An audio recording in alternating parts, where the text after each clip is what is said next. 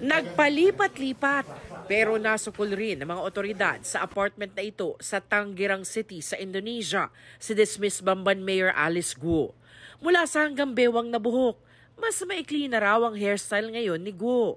Mahigit isang linggong nag-backtrack ang mga operatiba ng PNP, Immigration, NBI at Indonesian authorities sa Jakarta at mga karatig lugar.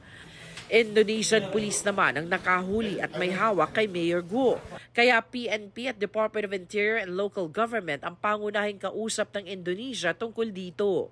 May mga bagay pa raw na kailangan plansyahin sa pagitan ng Pilipinas at Indonesia. It will depend on the certain elements and certain situations emanating from Indonesia at the Indonesian authorities.